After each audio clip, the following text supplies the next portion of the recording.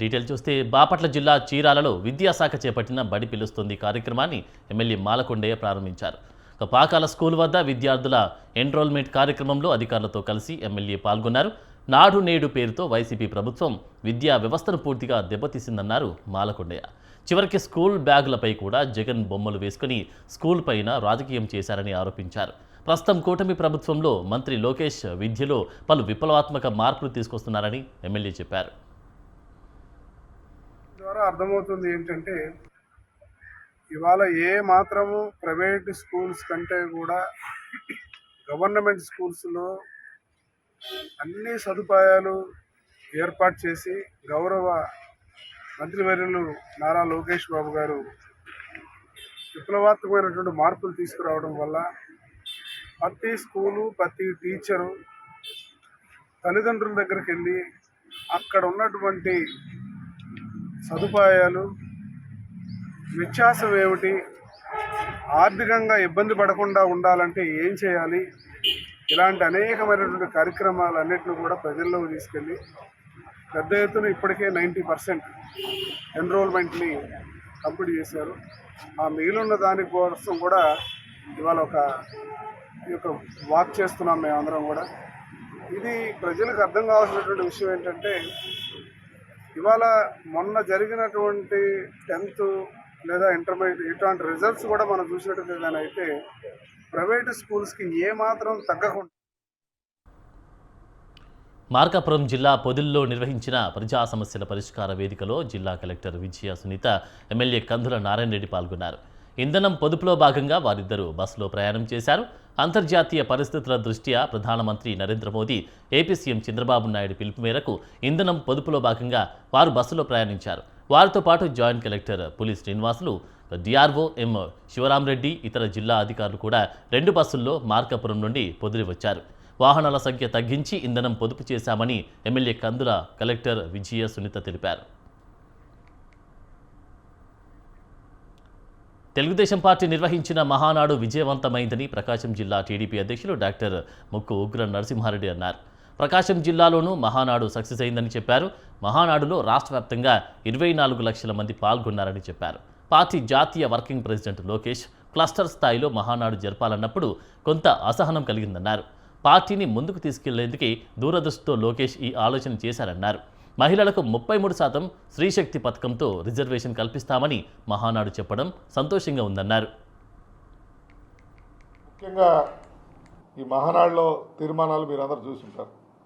ప్రతిదీ ఒక సిస్టమేటిక్గా కింద స్థాయి నుంచి ఏదైతే మేము ఇచ్చామో అది పైకి తీసుకెళ్ళి దాన్ని చేయటం అనేది జరిగింది. మరి ముఖ్యంగా మన ప్రాంతానికి పూర్వోదయ స్కీమ్ ద్వారా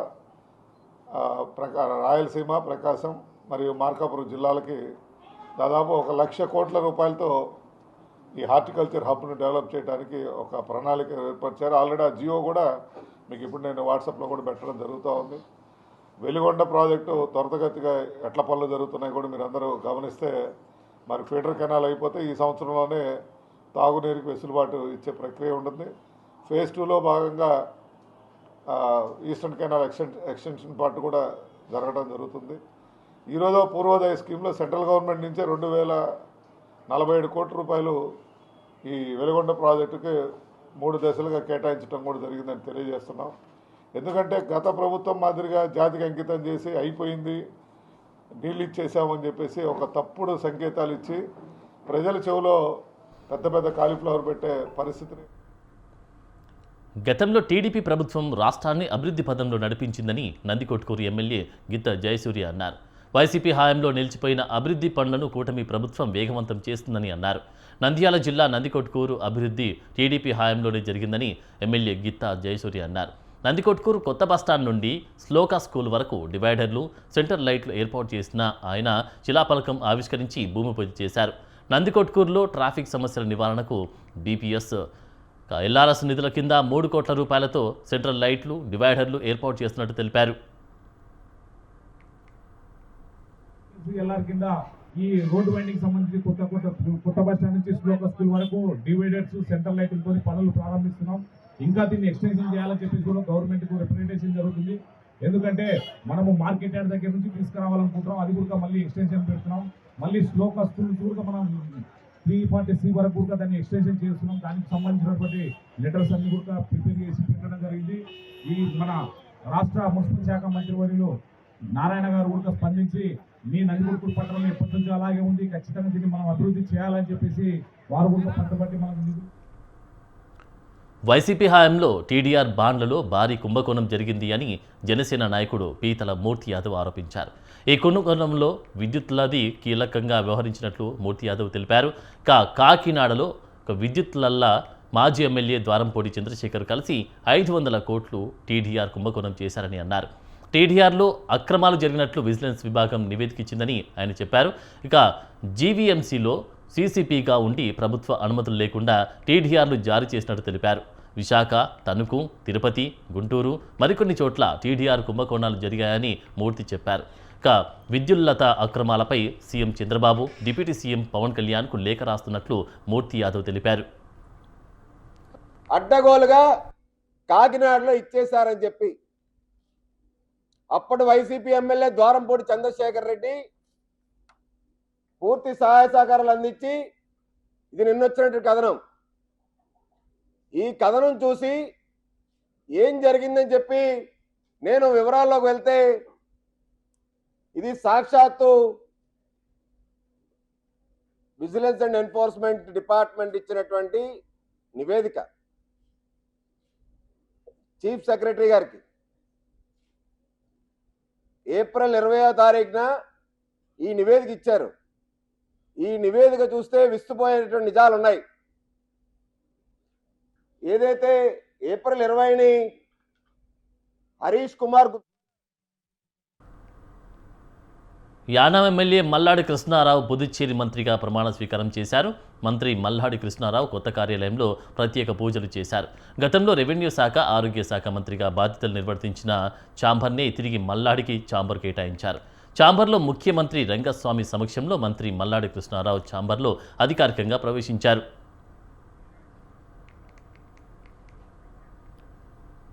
వరి ధాన్యం దిగుబడి ఈసారి పెరిగింది అని, కొనుగోలు కేంద్రాలకు ధాన్యం రావడం ఎక్కువైందని సిరిసిల్ల జిల్లా కలెక్టర్ గరిమా అగ్రవాల్ తెలిపారు.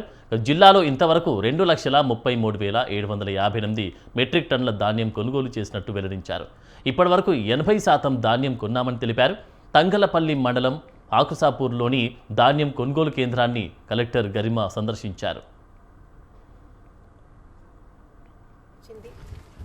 దాదాపు 80%, దీంతో పాటు 2,33,000 మెట్రిక్ టన్ మనము ప్రొక్యూర్ చేయగలిగాము. ఈసారి ఈ సీజన్ మనకి హిస్టారికలీ హై అరైవల్ ఉంది, ప్యాడీ అరైవల్, అండ్ ఇప్పుడు వరకు హిస్టారికలీ హై ప్రొక్యూర్మెంట్ కూడా చేయడం జరిగింది. మనకి ఇంకా లాస్ట్ 20% ప్రొక్యూర్మెంట్ కూడా చేయడానికి సిద్ధంగా ఉన్నాము. దీని కొరకు మా సివిల్ సప్లై డిపార్ట్మెంట్ మరియు ఐకేపీ మరియు కోఆపరేటివ్ మరియు ట్రాన్స్పోర్ట్ అన్ని డిపార్ట్మెంట్ వాళ్ళు ప్రిపేర్డ్గా ఉన్నారు. రోజుకి ఎర్లీ మార్నింగ్ టీసీ పెట్టి ప్రతి ఒక్క మండల్లో స్పెషల్ ఆఫీసర్ పెట్టి ప్రతి ఒక్క మిల్లు మా తహసీల్దార్ కానీ డీటీకి పెట్టి అన్లోడింగ్ అన్నీ చేస్తున్నాము. మన జిల్లాలో కూడా నిన్న అంత పెద్ద వర్ష పడలేదు, కానీ సిరిసిల్ల మరియు తంగల్పల్లి మండలాలు కొంతవరకు వర్ష పడింది. దీంతో పాటు ఇవాళ ఈ అంకుషాపూర్ గ్రామంలో కొంతవరకు ధాన్యం వెట్ అయింది. అది కొరకు ఇక్కడ విజిట్ చేయడం జరిగింది. ఇమీడియట్గా డీసీఎస్ఓ గారికి దీనికి కాంగ్రెస్ ప్రభుత్వం అన్ని వర్గాల సంక్షేమానికి కృషి చేస్తుంది అని మహబూబాబాద్ ఎమ్మెల్యే డాక్టర్ మురళీ నాయక్ అన్నారు. సంక్షేమ కార్యక్రమాల అమల్లో ప్రభుత్వం పారదర్శకత పాటిస్తుందన్నారు. అర్హులైన లబ్ధిదారులకు ప్రయోజనం చేకూరేలా చర్యలు చేపట్టినట్లు చెప్పారు. కళ్యాణ లక్ష్మి, షాదీ ముబారక్ పథకాలు పేదింటి ఆడబిడ్డలకు ఆర్థికంగా భరోసా ఇస్తాయని ఎమ్మెల్యే తెలిపారు. మహబూబాబాద్ జిల్లాకు త్వరలో సీఎం రేవంత్ రెడ్డి వస్తారని, వరాల జల్లు కురిపిస్తారని మురళీ నాయక్ చెప్పారు. గతంలో బీఆర్ఎస్ బోగస్ హామీలు ఇచ్చిందని ఎమ్మెల్యే విమర్శించారు. మహబూబాబాద్లో ఎమ్మెల్యే క్యాంప్ ఆఫీస్లో 122 మంది లబ్ధిదారులకు కళ్యాణ లక్ష్మి, షాదీ ముబారక్ చెక్కులను ఎమ్మెల్యే మురళీ నాయక్ అందజేశారు. మొత్తం 1,22,14,150 రూపాయల విలువైన చెక్కులను ఆయన పంపిణీ చేశారు. మహబూబాద్ మున్సిపాలిటీ పరిధి, అదేవిధంగా మహబూబాద్ మండలంలో 122 చెక్కుల పంపిణీ ఈ రోజు మనం చేసుకోబోతున్నాం. దానికి గాను 1,22,14,152 రూపాయలు ఈ రోజు మనం పేద మహిళలు, బిడ్డలకు పెళ్లి చేయాలంటే నాన్న అవస్థలు పడుతూ ఉన్నారు. బిడ్డల పెళ్లిలకు కానుకగా గౌరవ ముఖ్యమంత్రి గారు రేవంత్ రెడ్డి గారు వారు తన సోదరీమణులందరికీ కళ్యాణ లక్ష్మిగా వాళ్ళందరికీ బహుమానం రోజు కళ్యాణ లక్ష్మి చెక్కుల పంపిణీ కార్యక్రమం చేపడతా ఉన్నాం. కేవలం మన మహబూబాద్ నియోజకవర్గంలో మహబూబాద్ మున్సిపాలిటీ పరిధి అదేవిధంగా మహబూబాద్ మండలంలో 122 చెక్కుల పంపిణీ ఈ రోజు మనం చేసుకోబోతున్నాం. దానికి గాను 1,22,14,000 సూర్యాపేట జిల్లా కోదాడ మున్సిపాలిటీ కార్యాలయం ఎదుట సిఐటియు ఆధ్వర్యంలో మున్సిపల్ కార్మికులు ధర్నా చేపట్టారు. సమాన పనికి సమాన వేతనం ఇవ్వాలని వారు డిమాండ్ చేశారు. 2 నెలలుగా తమకు జీతాలు ఇవ్వకుండా ఇబ్బంది పెడుతున్నారని కార్మికులు ఆరోపించారు. కార్మికుల సమస్యలను ప్రభుత్వం పట్టించుకోవడం లేదని ఆందోళన వ్యక్తం చేశారు. ఇందిరమ్మ ఇళ్ల విషయంలో మున్సిపల్ కార్మికులకు ప్రాధాన్యత ఇవ్వాలని వారు డిమాండ్ చేశారు.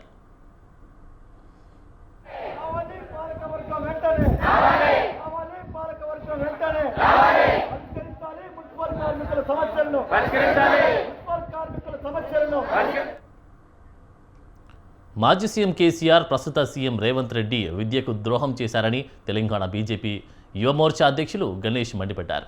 ఫీజు రియంబర్స్మెంట్ రాకపోవడం విద్యార్థులు ఇబ్బంది పడుతున్నారని ఆయన ఆవేదన వ్యక్తం చేశారు. ఏటా 2 లక్షల జాబ్లు ఇస్తామన్న కాంగ్రెస్ విద్యార్థులను మోసం చేసిందని నిప్పులు చెరిగారు.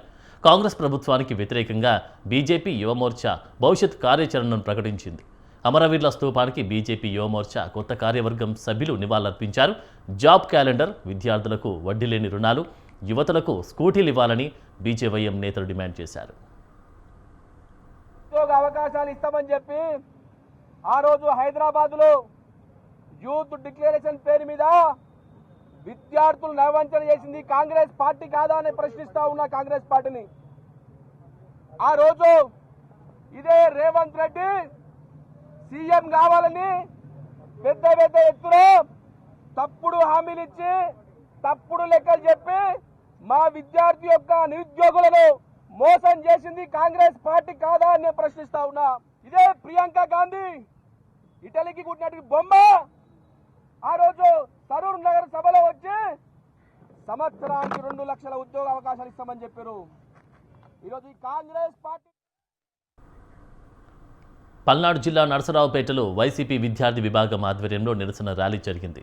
ఈ ర్యాలీలో మాజీ ఎమ్మెల్యేలు గోపిరెడ్డి శ్రీనివాసరెడ్డి, బొల్లా బ్రహ్మానాయుడు, సత్తెనపల్లి ఇన్ఛార్జ్ గజ్జల సుధీర్ భార్గవరెడ్డి పాల్గొన్నారు. కూటమి ప్రభుత్వం మెగా డిఎస్కి వ్యతిరేకంగా వైసీపీ నేతలు ఈ నిరసన ర్యాలీ చేపట్టారు. వైసీపీ జిల్లా పార్టీ కార్యాలయం నుంచి అంబేద్కర్ బొమ్మ వరకు ఈ ర్యాలీ కొనసాగింది. అనంతరం అంబేద్కర్ విగ్రహానికి వైసీపీ నేతలు పూలమాలలు వేసి నివాళులర్పించారు. అంబేద్కర్ విగ్రహం వద్ద వినతి పత్రం సమర్పించారు. ఈ కార్యక్రమంలో వైసీపీ నాయకులు, కార్యకర్తలు, విద్యార్థులు పెద్ద సంఖ్యలో పాల్గొన్నారు.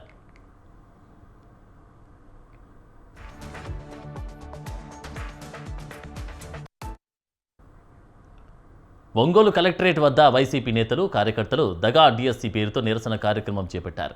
ఎన్నికల ముందు మెగా డిఎస్సీ అంటూ కూటమి నేతలు భారీగా హామీలు ఇచ్చి అధికారంలోకి వచ్చిన తర్వాత నిరుద్యోగులను మోసం చేశారని వారు ఆరోపించారు.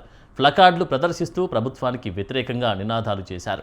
ప్రభుత్వం ప్రకటించిన 16,347 పోస్టుల్లో కొత్త పోస్టులు చాలా తక్కువని దర్శి ఎమ్మెల్యే బూచేపల్లి శివప్రసాద్ రెడ్డి విమర్శించారు. గతంలో వైసీపీ హయాంలో భర్తీ చేసిన పోస్టుల్లో మిగిలిన బ్యాక్లాగ్ పోస్టులనే ఇప్పుడు చూపిస్తూ మెగా డిఎస్సీ అని ప్రచారం చేస్తున్నారని ఆరోపించారు. డిఎస్సీ మీద అక్రమాల మీద ఈరోజు నిరసన ర్యాలీ జరిగింది. అయ్యా చంద్రబాబు నాయుడు గారు కానీ, లోకేష్ గారు కానీ గతంలో ఎన్నో డిఎస్సీలు చూసాము. ఇటువంటి దగా డిఎస్సీ గతంలో ఎప్పుడు జరగల. సుమారుగా 16,347 పోస్టుల కోసం ఎంతోమంది నిరుద్యోగులు చాలా రోజుల నుంచి చదువుకొని నానా రకాలుగా ఇబ్బందులు పడి రాత్రి వెనక పాల్గొకుండా గవర్నమెంట్ ఉద్యోగం రావాలని చెప్పి ముఖ్య ఉద్దేశంతో 3,36,000 మంది చదువుకొని ఎగ్జామ్ రాస్తే మీరు డిఎస్సీ రిజల్ట్స్ ప్రకటించినప్పుడు మెరిట్ లిస్ట్ ప్రకటించకుండా గతంలో ఎప్పుడు లేని విధంగా ఒక ఎగ్జామ్ జరిగితే, ఒక మెరిట్ ఎగ్జామ్ జరిగితే 3,36,000 మంది ఎగ్జామ్ రాస్తే ఎవరెవరికి ఏ ర్యాంక్ రావాలని చెప్పాల్సినది పోయి మీరందరికీ మెసేజ్ పంపించి మీకు ఉద్యోగాలు వచ్చినాయి, మీకు ఉద్యోగాలు అని చెప్పేసి మీ మనుషులకి, మీ పార్టీ మనుషులకి, మీ పచ్చ జెండాలు కట్టుకున్న మనుషులకి మాత్రమే ఉద్యోగాలు ఇచ్చుకుంటూ నిజంగా చదువుకొని నిరుద్యోగులు ప్రసిద్ధ పర్యాటక ప్రాంతం అరకులోయలో గతంలో ఎన్నడూ చూడని విధంగా 36 నుండి 40 డిగ్రీల మధ్య ఉష్ణోగ్రతలు నమోదవడంతో స్థానికులు ఆశ్చర్యపోతున్నారు. అరకు అంటేనే చల్లటి వాతావరణం. అరకులో ఈ చల్లదనాన్ని, ప్రకృతి అందాలను చూసేందుకు అనేక మంది దేశ విదేశాల పర్యాటకులు వస్తూ ఉంటారు. సమ్మర్ వచ్చిందంటే మైదాన ప్రాంత ప్రజలు అరకు వెళ్ళి చల్లటి వాతావరణంలో గడిపి వద్దామనుకుంటారు. కానీ ఇప్పుడు ఆ పరిస్థితి మారింది.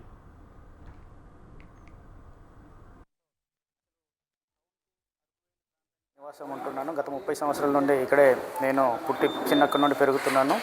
ఈరోజు చూసుకున్నట్లయితే అరకు వేలిలో ఎప్పుడు లేనటువంటి విత్త వాతావరణం కనిపిస్తుంది. ఒకవైపు పొల్యూషన్ పెరిగిపోయి ఉన్న చెట్లను కొట్టేసి హైవేల పేరిట, బిల్డింగ్ల పేరిట కొట్టేయడంతో అసలు టౌన్కి అరకువేలి ప్రాంతానికి అసలు పోలిక లేకుండా అయిపోతుంది. అసలు ఈరోజు అరకు ప్రాంతంలో ఒక ఆహ్లాదకరమైన వాతావరణం ఉన్నటువంటి అరకు ప్రాంతంలో ఈరోజు వేడి అసలు పెయిన్ లేకపోతే ఉండలేని పరిస్థితి ఈరోజు అరకువేలిలో ఏర్పడింది. ఒకవైపు ప్రభుత్వం చెట్లు గ్రీన్ ఎనర్జీని చెప్తూ అసలు ఎక్కడ గ్రీన్ ఎనర్జీ కనిపించే పరిస్థితి లేదు.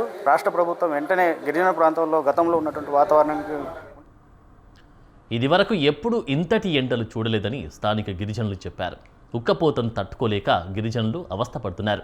ఫ్యాన్ కూడా వాడాల్సిన అవసరం లేని గిరిజన ప్రాంతాల్లో ఇప్పుడు ఏసీ లేకపోతే ఉండలేని పరిస్థితి వచ్చింది. ఉదయం మంచు, మధ్యాహ్నం ఎండ, సాయంత్రం ఈదురుగాళ్లతో కూడిన వర్షం, ఇలా విభిన్న వాతావరణాన్ని చూస్తున్నామని స్థానికులు చెబుతున్నారు.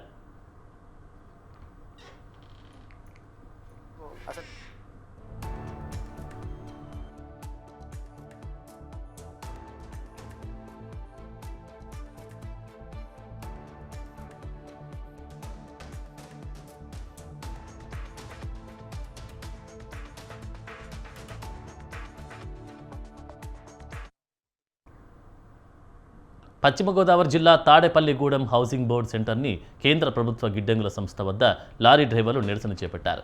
మొక్కజొన్న లోడుతో వివిధ రాష్ట్రాల నుంచి గోడౌన్కు తరలించేందుకు వచ్చిన వాహనాలను అనుమతించాలని వారు డిమాండ్ చేశారు. పలు వాహనాలు 5 నుండి 7 రోజుల వరకు రహదారిపై నిలిపివేసినట్లు లారీ డ్రైవర్లు ఆందోళన వ్యక్తం చేశారు. కొందరు డ్రైవర్లు అవస్థకు గురై ఆసుపత్రుల్లో చికిత్స పొందుతున్నారని వారు ఆవేదన వ్యక్తం చేశారు. లారీ డ్రైవర్ల నిరసనతో నల్లజర్ల రహదారిపై ఇరువైపులా సుమారు 150 లారీలు నిలిచిపోయాయి. అయితే లారీ డ్రైవర్ల ఆందోళనపై స్పందించేందుకు అధికారులు అందుబాటులో లేరు. 6 రోజులు అవుతుంది. 3 లారీలు ఉన్నాయి ఇక్కడ. దిగుమతులు చేస్తామని 3 వారం నుంచి చేశారు, ఇప్పుడు చేయట్లేదు, ఆపారు. ఇన్ఛార్జ్ గారు చెప్పారంట మాకు గోడౌన్ సరుకు బాగుంది, సరుకు నాణ్యతతో వీళ్ళకి పని లేదు. అసలు సరుకు నాణ్యత అంటే మాకు గవర్నమెంట్ ద్వారాగా వాళ్ళు వెరిఫై చేసి ఎత్తారు సరుకు, మాకు లోడు అన్ని బళ్ళకి అంతే ఇచ్చారు. ఆర్టీఓ గారు కూడా లారీలు ఆపి లారీలు లోడ్ ఎత్తుకోవాలి మీరంటే పంపించారు. అన్ని బళ్ళు దాదాపు 150 పైన ఉండే లారీలు. అది ఇక్కడ ఎవరు పడుచుకునే వాళ్ళు లేరు, ఊరు బయట ఉన్నారు ఈ లారీలు. వాళ్ళ డ్రైవర్ ఎక్కడెక్కడి నుంచి వచ్చారు, ఇక్కడ వాళ్ళు కాదు. మధిర, ఖమ్మం, బోనకల్, మరి జగ్గైపేట, మరి కోదాడ, నందిగామ చుట్టుపక్కల ఏరియా మొత్తం నుంచి వచ్చింది. గవర్నమెంట్ ద్వారాగా ఆన్లైన్ బిల్లుతో గవర్నమెంట్ వాళ్ళు ఇస్తేనే వచ్చింది. సొసైటీ వాళ్ళ ఆఫీసులో వాళ్ళు ఆన్లైన్ చేసి బిల్లులు ఇచ్చారు మాకు. ఆ బిల్లుల ద్వారా వచ్చినాయి మా లారీలన్నీ. అది ఆర్టీఓ గారు కూడా పట్టుకొని పంపించారు లారీలు. లోన్లు ఎత్తుకునే ఖాళీ లేక చాలా రైతులు ఇబ్బంది పడుతున్నారని రైతుల ద్వారా ఈ లోన్లు మాకు ఎత్తిచ్చారు. ఖమ్మంలో మేము నుంచి హైదరాబాద్ వెళ్తున్నాం. ఎంటీ బండ్లను ఆర్టీఓ గారు పట్టుకొని బలవంతంగా పేపర్లు తీసుకొని మీరు ఇట్లా గవర్నమెంట్కి బండ్లు లోవండి పెట్టడానికి బలవంతంగా మా దౌర్జన్యం చేసి లారీలు ఆపి మొక్కజొన్నకు లోడింగ్ పంపారండి. అక్కడ నుంచి లోడ్ ఎత్తుకొచ్చామండి. ఇక్కడికి వచ్చి 5 రోజులు అవుతుంది. ఇక్కడికి వచ్చిన తర్వాత వీళ్ళు శాంపిల్ తీసుకుంటే అక్కడ గవర్నమెంటే నింపింది. ఇక్కడ దిగుమతి చేసుకుని గవర్నమెంట్ వాళ్ళు దింపుకోవాలి కదా. ఇక్కడికి వచ్చిన శాంపిల్ అని రిజెక్ట్ అని మమ్మల్ని చాలా ఇబ్బందులు పెడుతున్నారండి. ఎక్కడైనా తెలంగాణలో ₹1 తీసుకోకుండా గవర్నమెంట్ నింపింది కాబట్టి దిగుమతి ₹1 తీసుకోకుండా దిగుమతి చేస్తున్నారు. ఇక్కడ అన్లోడింగ్ డబ్బులు అడుగుతున్నారు. ప్రతి ఒక్క విషయంలో డ్రైవర్ని చాలా ఇబ్బంది పెడుతున్నారు. 5 రోజుల నుంచి తిండి లేదు, తికానా లేదు, ఎండ వడదపై కొట్టి డ్రైవర్లు హాస్పిటల్ పాలవుతున్నారు. మంచిలు తేవాలంటే ₹50 క్యాన్ అడుగుతున్నారు. బండి కాడ తెచ్చుకోవాలంటే ఒక డ్రైవర్ మోసుకొచ్చుకొని లేదు. వాష్రూమ్ పోవాలంటే ఇబ్బంది, స్నానాలు చేయాలంటే ఇబ్బంది. ఒక్కొక్క లారీకి వద్దంటే ఓవర్లోడ్ ఎత్తారు బండ్లు. రైతులు ఏవాడి లారీలు దొరకట్లు అని ఓవర్లోడ్. ఒక్కొక్క బండికి 1,40,000 ఈఎంఐలు కట్టాలండి. వారం రోజుల నుంచి ఇక్కడ ఆపుకుంటే ఎలా లారీ వాళ్ళు ఎలా బతకాలి, వాళ్ళ పిల్లం పిల్లలు ఎలా బతకాలి? ఒక సాధారణ లారీ ఓనర్ కమ్ డ్రైవర్ నేను నెలకు 1,40,000 కట్టాలని ఈఎంఐ. బలవంతంగా నా ఆర్సీ లైసెన్స్ తీసుకొని బండి పంపారు ఇక్కడికి. వీళ్ళు వస్తేనేమో సరుకు బాగాలేదు అంటున్నారు. వీళ్ళు కొనుక్కోలేదు, గవర్నమెంట్ దింపుకోమన్నది సరుకులు దింపుకోవచ్చు కదా. మమ్మల్ని ఎందుకు ఇలా ఇబ్బంది పెడుతున్నారు? ఇప్పుడంటే ఇప్పుడు సరుకు బాగాలేదు, రిజెక్ట్ బండి వేరే కాడికి.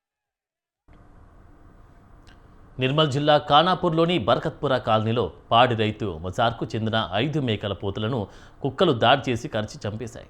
కష్టపడి సాదుకున్న మేకలు కళ్ళ ముందే విగత జీవితాలుగా పడి ఉండడంతో మజార్ తీవ్ర ఆవేదన వ్యక్తం చేశారు. బక్రీద్ పండుగ పూట తనకు సుమారు ₹60,000 నష్టం జరిగిందని వాపోయారు. ప్రభుత్వం తనను ఆదుకోవాలని కోరాడు. ఖానాపూర్లో వీధి కుక్కలు, కోతుల బెడద చాలా ఉందని స్థానికులు తెలిపారు. మున్సిపల్ అధికారులు వాటిని అరికట్టడంలో విఫలమయ్యారని ఆరోపించారు. మున్సిపల్ కమిషనర్కు పలుమార్లు విన్నవించినా పట్టించుకోవడం లేదని ఖానాపూర్ వాసులు వాపోయారు.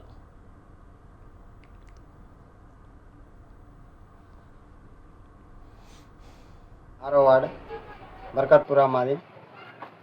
మా 10 మేకలు తీసుకొచ్చి ఉండే సాదుకుంటా అని 5 మేకలు కుక్కలు దాడి చేసినాయి. 5 మేకలు చనిపోయినాయి. 5 మేకల కుక్కలు మొత్తం వచ్చేసినాయి. అయితే గరీబ్ పరిస్థితి మాది. కొంచెం 70,000 మాల్ నాది. మొత్తం కుక్కలు గడిచినాయి. పానమంతా కలకల. నాకు చిన్న పిల్లలు ఉన్నారు, 3. 2 ఆడపిల్లలు, 1 మగ పిల్లాడు. ఏదైనా పెద్దోళ్ళు ఆదుకోవాలని మనవి చేస్తున్నా. అధికారులు కుక్కలకి సమాచారం ఏమైనా చేయాలా? ఇవి ఇవాల్టి లోకల్ న్యూస్. మరిన్ని అప్డేట్స్ కోసం చూస్తూనే ఉండండి స్వతంత్ర.